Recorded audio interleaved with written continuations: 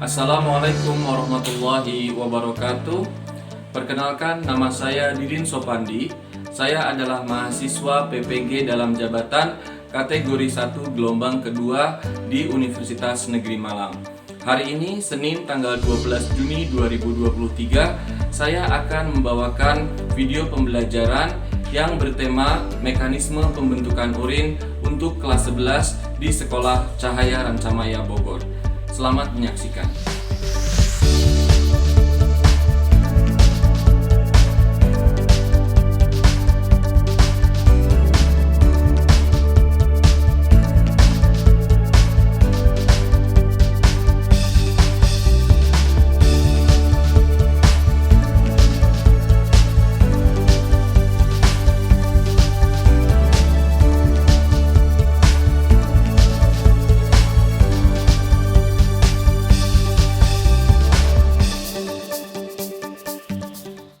Kita mulai. Bismillahirrahmanirrahim. Assalamualaikum warahmatullahi wabarakatuh. Waalaikumsalam warahmatullahi wabarakatuh. Apa kabar? Sehat semuanya ya. Sebelum kita mulai, kita baca doa dulu ya, agar pembelajarannya bisa sesuai dengan yang direncanakan. Berdoa dimulai.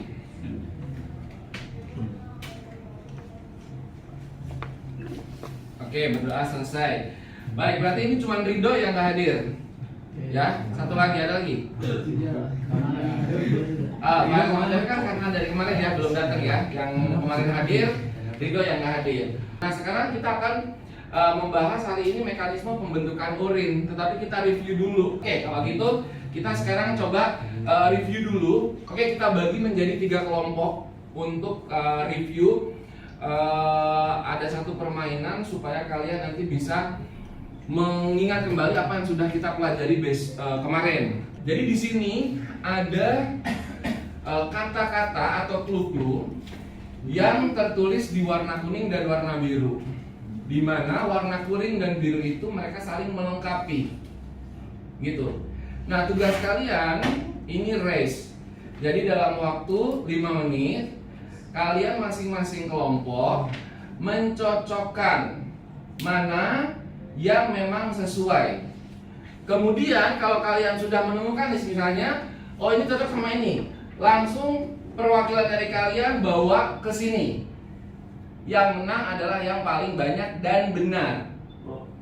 Ya, yang paling banyak dan benar. Jadi kalau banyak doang tapi salah semua, tetap tidak masuk kriteria. Paham nggak? Paham ya? Oke, ini saya kasih di sini. Silakan nanti kalian bekerja bersama. Keep dulu. Ini juga saya ambil di sini, silahkan. Oke, paham ya? Jadi ingat-ingat apa yang sudah diajarkan kemarin. Nanti akan ada hadiah untuk juara 1 yang tercepat dan terbenar di waktu 5 menit. Sudah siap ya? Silahkan bekerja sama. Ada yang melihat warna kuning dan ada yang warna biru. Yuk kita mulai dari sekarang. Silakan, yuk.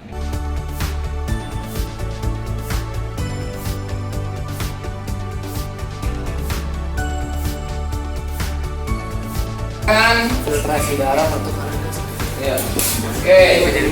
Ya, boleh. Ini juga langsung nggak apa-apa sebenarnya. kayak ini ya. Benar. Langsung ke saya. Oke. Nah, kayak gini nih dirapikan, yuk. Oke. Waktunya 2,5 menit lagi. Oke. Oke, silakan waktunya 2 menit lagi. Ini jangan nyampur. Sini kan nih. Oke. Kita lihat dulu ya. Nah, jadi yang selesai pertama grup tengah. Yang nomor 2 selesai pertama grup sebelah kanan saya dan sebelah kiri saya. Kita cek satu persatu dulu ya. Oke. Untuk grup sini epidermis, lapisan terluar kulit. Benar salah? Benar ya. Penghasil keringat jawabannya di sini sweat gland. Nah, bagian dari ginjal ada korteks medula pelvis. Nah, sekresi hormon enzim. Nah, tempat pertukaran gas alveolus. Glomerulus filtrasi darah. Unit fungsional ginjal nefron. Lapisan kulit dermis epidermis. Dermis akar rambut pembuluh darah syaraf. Dermis akar rambut pembuluh darah saraf. Benar ya? Oke. Keseimbangan cairan tubuh homeostasis. Urin, air, urea, amonia, asam urat, garam. Nah, fungsi hati yang kemarin detoksifikasi benar. Penampungan urin. Anatomi, organ ekskresi. Apa organ ekskresi tadi? Banyak berapa? 4 doang. Kulit, hati, paru-paru, ginjal. Good. Zat warna pada feses berasal dari perombakan eritrosit. Ya, itu dia yang disebut dengan apa tadi? Ya, urobilin. Zat keluaran paru-paru CO2 uap air benar. Sistem ekskresi, sistem yang mengatur pembuangan zat sisa, empedu, urobilin. Oke. Gimana? Ada yang masih tidak paham belum terkait dengan struktur dari organ ekskresi? Nggak ada ya? Nah, sekarang kita akan lihat, ketika kalian sudah belajar itu, kita akan lihat mekanismenya pembentukan urin seperti apa. Ya, mudah-mudahan kalian ada yang sudah baca. Kita lihat di sini ya. Nah, oke. Coba kalian lihat di sini. Ketika kalian berbicara tentang urin, ya, pertanyaan ini kadang-kadang suka muncul. Kapan kalian merasa ingin buang air kecil? Biasanya kapan? Sekarang ya, keluar gitu ya. Biasanya pas kondisi setelah apa? Dingin, habis tidur. Ya, minum banyak. Oke, itu kondisinya. Kemudian yang kedua, pernah nggak kamu merasa tidak nyaman ketika buang air kecil? Pernah. Kenapa? Perih. Apa yang perih? Kepalanya perih, Pak. Oke ya. Bagus. Ada nggak yang pernah merasa bahwa buang air kecilnya tidak lancar? Misalnya gini, udah buang air kecil tapi kok kayak masih pingin lagi. Pas kamar mandi ternyata cuma setetes, tapi pas keluar pingin lagi. Pernah merasakan? Pernah ya. Itu kira-kira kenapa tuh? Itu gara-gara cairannya masih ada. Gara-gara cairannya masih ada. Nah, untuk menjawab itu kita harus paham terkait dengan proses pembentukan urin di mana, sehingga kita bisa mencegah hal-hal yang membuat ketika kalian buang air kecil tidak nyaman. Oke, kita lanjut ya. Jadi ini tujuan pembelajaran kita, menjelaskan mekanisme pembentukan urin dan menganalisis faktor yang mempengaruhi produksi urin. Ada yang banyak, ada yang sedikit. Oke. Nah, sebelum masuk ke sana, kita akan coba lihat dulu.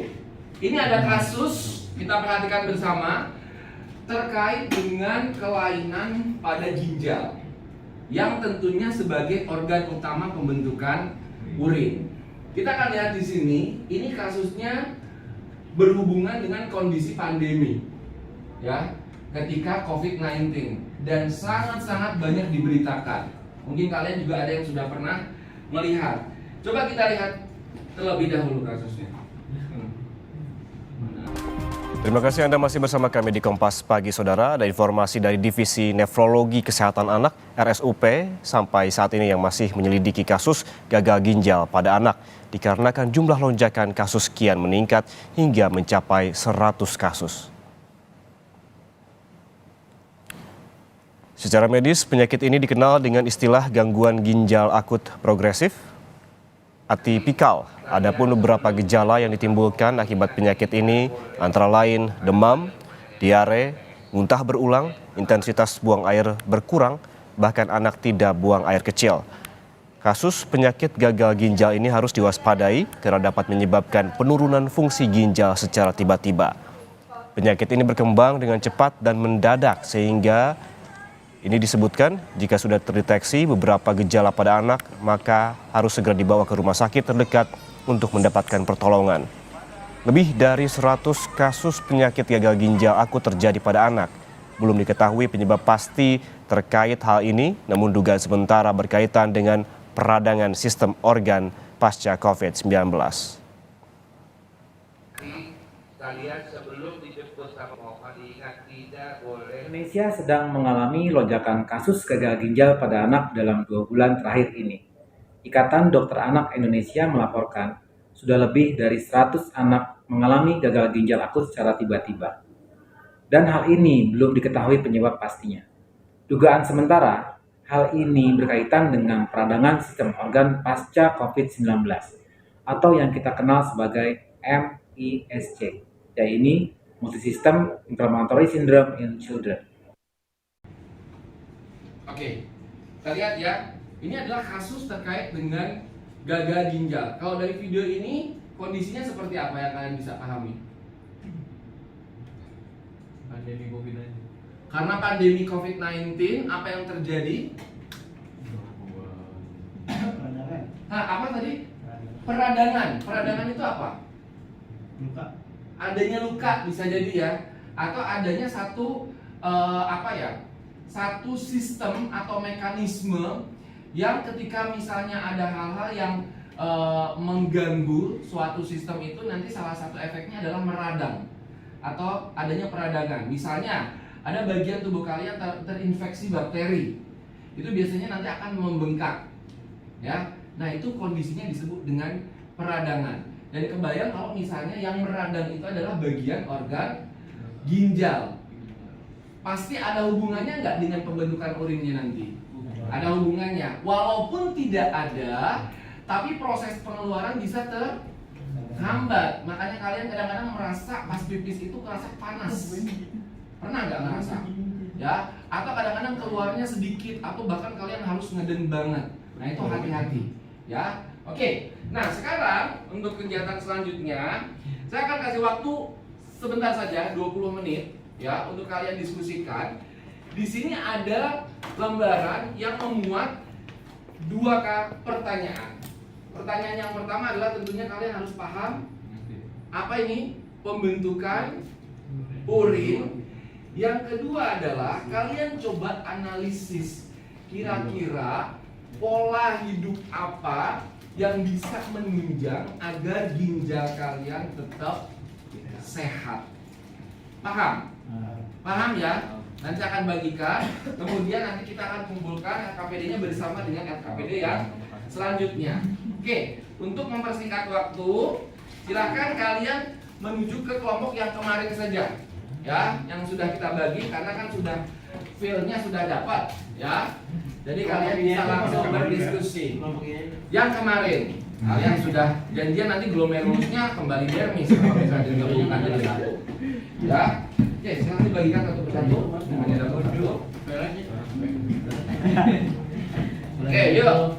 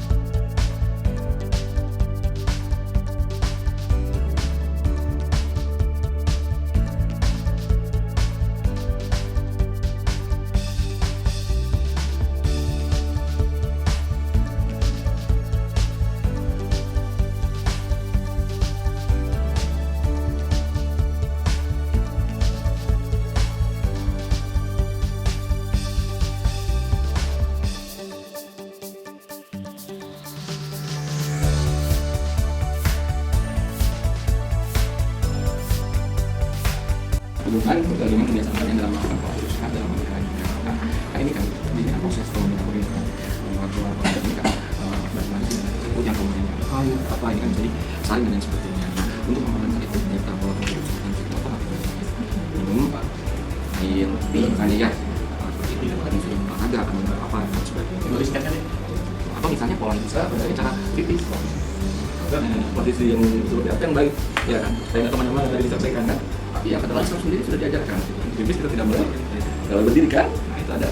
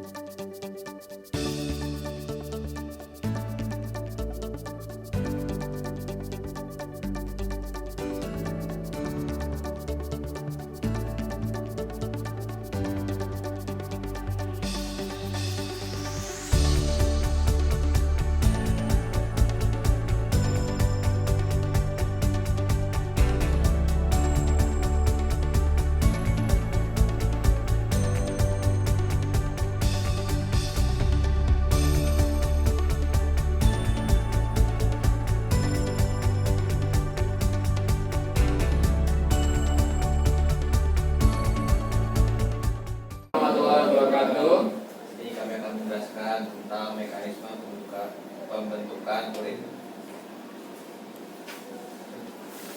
Yang pertama ada tahap filtrasi.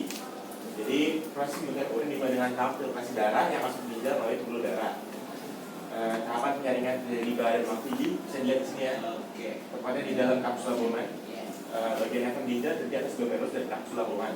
Glomerulus berfungsi menyaring zat yang sisa terlarut dalam darah dan hubungan cairan serta elektrolit berlebih dari tubuh. Zat-zat dapat melewati saringan glomerulus adalah zat-zat bermolekul kecil seperti air, garam, seperti ya, urea, ion organik dan glukosa. Zat yang dapat melewati saringan glomerulus disebut sebagai filtrat glomerulus atau urin primer. Kandungan urin primer seperti glukosa dan ion organik masih diperlukan tubuh. Selanjutnya adalah proses reabsorpsi. Reabsorpsi ya, jangan reaborsi ya. Urin primer masuk ke tubulus proksimal untuk lanjut ke tahap reabsorpsi kandungan yang masih diperlukan tubuh. Proses penyerapan kembali dilakukan hingga mencapai lengkung ini. Ya, itu pokoknya.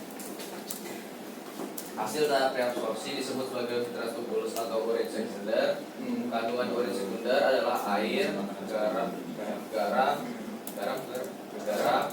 urea, dan pigmen yang akan memberikan warna dan bau pada urin. Urin sekunder lalu masuk ke dalam tubulus contortus distal untuk menjalani penyerapan bagi zat-zat yang tidak digunakan dan kemudian air. Di tahap ini terbentuk urin. Dan yang terakhir ada aplikasi urin sekunder tadi yang masuk dari tubulus contortus distal. Di sini akan jadi tambahan zat yang tidak berguna lagi seperti urea, asam urea, urat, dan lain-lain. Kemudian urin akan turun ke saluran tubuh atau tifus. Dari saluran ini urin memasuki pelvis renalis lalu mengalir ke ureter dan ke kaki. Dan ketika kantong kemih penuh, orang akan berhati-hati untuk buang air kecil. Jika kantong kemih sudah penuh, maka urin harus dikeluarkan dari tubuh lewat saluran uretra. Terus buat faktor-faktor pembentukan urin ada faktor internal sama faktor eksternal. Faktor internalnya ada hormon ADH yang berfungsinya untuk mengatur kandungan air dalam tubuh. Hormon darah ada itu lagi hormon insulin yaitu untuk mengatur kadar gula dalam darah. Dan juga faktor eksternal yaitu tambah jumlah air, yang kedua lingkungan, tiga emosi dan stres, dan sampai adalah konsumsi zat bioaktif. Konsumsi zat bioaktif yang bisa mengatur kadar urin yang kita dari konsumsi obat dan sesuai dengan. Oke, baik. Silakan. Ada yang informasi yang kurang tepat atau ada yang mau ditanyakan? Silakan. Kenapa suhu tubuh bisa itu menjadi faktor pembentukan urin? Ya, kalau kita tunai aja argumen. kalau kita di lingkungan ber-AC pasti kita lebih sering lebih rasa ingin kencing gitu ya. Kok bisa? Kok bisa? Karena itu memacu otot-otot di jantung Oh iya. untuk ini rasa kencing. Adaptasi fisiologi juga. Adaptasi kemana dong? Adaptasi fisiologi. Adaptasi fisiologi yang gimana tuh? Yang kalau ada perubahan kondisi fisik atau ada lingkungan, tubuh kita juga akan menyesuaikan. Jadi mungkin proses dalam tubuh kita jadi lebih cepat. Ya silakan. Kenapa suhu tubuh bisa itu menjadi faktor pembentukan diri? Ya kalau kita kalau kita di lingkungan ber-AC pasti kita lebih sering lebih rasa ingin kencing jadinya. Kok bisa? Kok bisa? Karena itu memacu otot-otot di jantung Oh iya. untuk ini rasa kencing. Adaptasi fisiologi juga. Masuk kemana dong? Adaptasi fisiologi. Adaptasi fisiologi yang gimana tuh? Yang kalau ada perubahan kondisi fisik atau pada lingkungan, tubuh kita juga akan menyesuaikan. Jadi mungkin proses dalam tubuh kita jadi lebih cepat. Oke, terima kasih. Ya, beri aplaus ya untuk kelompoknya Iqbal, Dani, dan Adam. Assalamualaikum warahmatullahi wabarakatuh. Waalaikumsalam warahmatullahi wabarakatuh. Jadi kami dari kelompok 2 akan menjelaskan tentang pembentukan urin. Ya. Ini peta pikirannya. Ya, pembentukan urin itu ada 3. Yang pertama filtrasi, reabsorpsi, lalu argumentasi. Dan nanti sebentar juga kita bakal kasih tahu apa aja faktor yang dapat mempengaruhi pembentukan urin. Ya. Pertama ada bagian filtrasi. Filtrasi itu kalau dijelaskan secara singkat penyaringan berat yang terjadi pada molekul minyak ini kemudian dapat di dalam kapsul bongkar. Ya, zat yang disaring terdiri dari sel merah, darah, dan juga protein plasma. Nah, yang mana tadi? Nah, ini yang nomor 2 nya adalah reabsorpsi. Nah, reabsorpsi itu adalah penyerapan kembali zat yang dibutuhkan yang terjadi pada tubulus contortus proximal dan lengkung Henle. Nah, itu nggak tahu gimana? Ada di Jadi sini. tubulus maksimal pada tubulus maksimal terjadi penyerapan kembali zat yaitu glukosa, asam amino, protein, vitamin, laktat, dan juga asam lemak. Lalu pada komponen zat yang diserap kembali adalah K2O dan juga CH. Lalu ada augmentasi. Nah, untuk augmentasi pada tahap itu zat yang tidak diperlukan tubuh akan diekspresikan. Dan tahap ini terjadi pada tubulus contortus distal dan tubulus collectivus. Lalu pada proses augmentasi ini menciptakan yang kita sebut sebagai urin. Sementara di tempat filtrasi ada urus, lalu ada reabsorpsi di sini, di dalamnya ada, lalu ada augmentasi, ini lalu urinnya masuk kepada neutrofilis. Faktor-faktor yang mempengaruhi pembentukan urin yaitu 1. Jumlah hormon ADH. Yang kedua, jumlah air yang dikonsumsi. Yang ketiga, jumlah konsentrasi hormon insulin. Yang keempat, suhu pada lingkungan. Yang kelima, konsentrasi darah. Yang keenam, emosi dan stres. Dan yang terakhir, yang nomor 7, konsumsi zat diuretik. Nah, itulah yang itu faktor-faktor Faktor ya, jangan lupa ya. Ya, itu yang terakhir itu ada kewajiban untuk menjaga ginjal. Yang pertama konsumsi air dan makanan yang sehat. Terus tidak harus berhenti melakukan olahraga di ruang yang berlibur. Dan yang terakhir tidak menahan kencing apabila sudah ingin. Ya. Sekian apakah Ada yang boleh konfirmasi? Kenapa kalau kita dehidrasi pipis kita tuh warnanya kuning? warna kuning itu disebabkan ala enzim urogilin yang dihasilkan dari hasil ekskresi anak. Dia ada enzim. Hormon enzim apa zat? Hormon zatnya. Baik. Oke, cukup ya, beri tepuk tangan yang mulia. Assalamualaikum warahmatullahi wabarakatuh. Waalaikumsalam kita di depan ini kita tuh ingin menjelaskan bagaimana proses pembentukan urin. Wes. Diperhatikan ya teman-teman. Tahap pertama kita dimulai dari tahap filtrasi. Ini ya. Jadi pada tahap filtrasi ini darah yang masuk lewat glomerulus ini yang kayak zat-zat kebetulan itu diserap oleh momen lingkaran. Nah kemudian dari sini tuh zat-zat itu ternyata walaupun diserap bilang tidak tetap masih ada yang dipakai sama tubuh gitu. Nah selanjutnya akan diambil kembali oleh tahap reabsorpsi. Okay, next. Ya. Jadi di fase tubular reabsorpsi yang tepatnya di lingkungan hempe atau nanti juga ada di tubular itu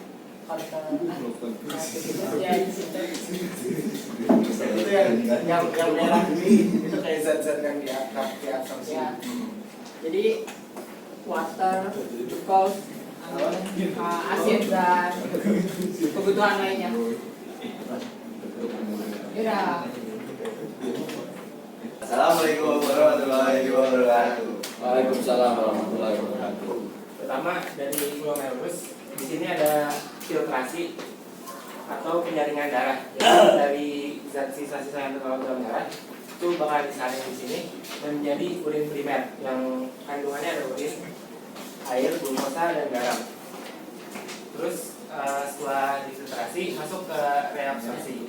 Nah dari kandungan urin primer itu masih ada beberapa zat-zat yang masih diperlukan untuk tubuh. Jadi dilakukan reabsorpsi atau penyerapan kembali seperti glukosa dan ion anorganik.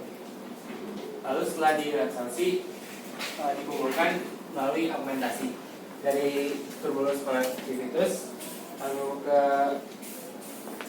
kanal grafis, ureter dan masuk ke kandung kemih. Dan setelah kandung kemih itu rasa ingin membuang air akan muncul. Ya, jadi berikut merupakan beberapa faktor yang mempengaruhi pembentukan urin. Di sini ada dua faktor, mulai dari faktor internal dan eksternal. Mulai dari internal adanya hormon antidiuretik atau ADH, itu sebagai pemicu reabsorpsi pada ginjal. Lalu ada juga hormon insulin sebagai pembantu mengontrol kadar gula darah. Dari sisi faktor eksternal adanya air, suhu lingkungan, zat diuretik seperti teh dan kopi, dan emosi serta stres. Dan selanjutnya adalah pola hidup yang sehat agar bisa memelihara ginjal. Yang pertama, minum air yang cukup pastinya. Yang kedua, makan makanan yang sehat, rutin berolahraga, tidak merokok, menjaga tekanan darah, dan diet untuk menjaga berat. Tapi pertanyaannya penting sekali. Kenapa ketika dehidrasi air filtratnya itu pekat ya? Tadi jawabannya sudah benar dari Gibran, karena memang tidak banyak air yang masuk. Ya ibaratnya solutnya lebih banyak daripada solventnya gitu ya. Jadi dia lebih pekat. Oke, baik, kita masuk ke yang terakhir sebelum kita akhiri. Perhatikan ke sini semuanya. Sekarang tidak ada yang ke laptop ya. Perhatikan ke sini dulu supaya tidak ada salah persepsi. Ini penting sekali. Salah satu bagian terpenting dari sistem ekskresi ini adalah bagian ini. Banyak sekali yang ditanyakan di ujian-ujian dan lain sebagainya. Jadi ini adalah bagian nefron. Walaupun di sini kelihatannya besar, tapi aslinya kecil sekali. Dan bentuknya nggak selalu seperti ini. Kadang-kadang muter-muter. Makanya kalau kalian lihat gambar ya, ada yang muter yang mana yang tubulus contortus proximal, mana yang distal ya. Tapi intinya kalau misalnya kalian lihat kayak gini, lihat di awalnya. Ya, ini kan glomerulus, tempat pertama kali terjadi penyaringan. Tubulusnya, ya tubulus itu salurannya, tube-nya, tubulus contortus proximal atau proximal convoluted tubule. Jadi proximal mendekati ke glomerulus. Kalau yang tubulus satunya lagi, tubulus distal, jadi lebih jauh. Ya untuk mengingat-ingatnya. Oke, salah satunya. Oke. Nah, di sini tadi udah disebutkan 3 tahap filtrasi. Di sini difilter semuanya, hasilnya urin primer. Oke ya. Jadi filtrasi di glomerulus, hasil urin primer. Kemudian lihat panahnya. Oh, ini kan pembuluh darah. Kemudian ini kan saluran glomerulus. Glukosa dibutuhkan nggak? Oh, dibutuhkan nih. Amino asid dibutuhkan juga, natrium dibutuhkan, air juga masih ada yang dibutuhkan. Jadi diserap kembali. Ini namanya prosesnya reabsorpsi, terjadi di sepanjang lengkung Henle. Kemudian masuk ke tubulus contortus distal. Nah, di sini ada zat-zat yang lain yang tidak dipakai, misalnya apa? Drugs, ya, atau ada hidrogen, ada kalium dan lain sebagainya.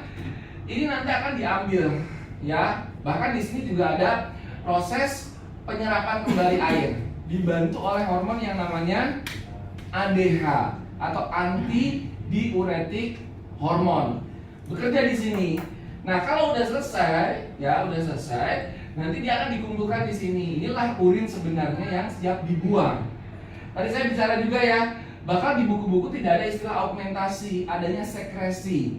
Karena yang terjadi di sini memang ada juga yang disekresikan. Ya, tidak semua diekskresikan. Ingat bedanya sekresi sama ekskresi. Oke. Dan yang terakhir ini dia faktor-faktornya tadi udah ya. Jumlah air yang diminum jelas, semakin banyak minum air, semakin banyak yang akan dikeluarkan. Karena kenapa? Kalau tidak dikeluarkan, sel-sel kita juga nanti sel terlalu banyak air akan mengalami apa? Burst, hancur. Ya, karena sel tubuh manusia kan tidak memiliki dinding sel. Jadi kalau terlalu banyak, ya harus dikeluarkan juga. Karena tubuh kita itu sejatinya adalah sel yang tersusun, ya. Kemudian syaraf, jelas tadi ya, mempengaruhi sistem saraf. Jadi efek-efek yang tadi, respon-respon yang disampaikan. Hormon ADH tadi, kadar garam jelas, ya, kadar garam sangat mempengaruhi, larutannya akan menjadi sangat pekat. Penyakit diabetes mellitus dan juga cuaca, ya. Untuk terakhir sebelum kita tutup, kita coba satu untuk evaluasinya langsung saja. Kita masuk ke quizzes biar kalian bisa langsung kerjakan. Nanti yang paling cepat pertama kali akan mendapatkan hadiah, karena semuanya jawabannya pasti sudah tahu. Oke, silakan dibuka quizesnya. Ya, langsung kalian masuk. Ini kodenya. Ya, joinmyquiz.com 685010. Oke, siap ya. Ya, kita mulai. Gak usah diskusi, cepetan, yuk.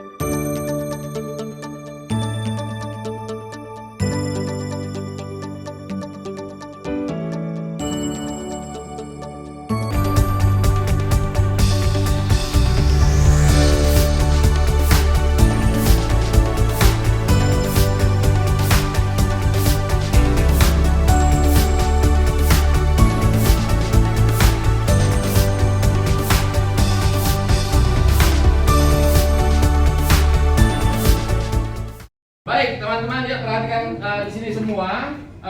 Untuk terakhir sebagai penutup, kita bisa simpulkan bahwa kita sudah mempelajari di sistem ekskresi adalah organ yang berperan terhadap sistem ekskresi, kemudian hubungannya dengan fungsi-fungsinya, kemudian yang ketiga adalah pembentukan urin dan faktor yang mempengaruhi pembentukan urin. Jadi nanti pembelajaran selanjutnya yaitu tentunya terkait dengan penyakit dan lain sebagainya.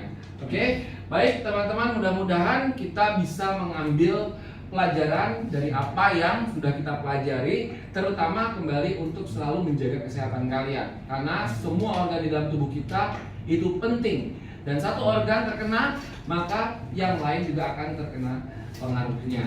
Begitu ya. Baik, sekarang kita akhiri pembelajaran pada siang hari ini, sore hari ini dengan berdoa bersama-sama untuk yang terakhir. kita minta Gazi untuk memimpin doa. Selesai. Ayo semuanya.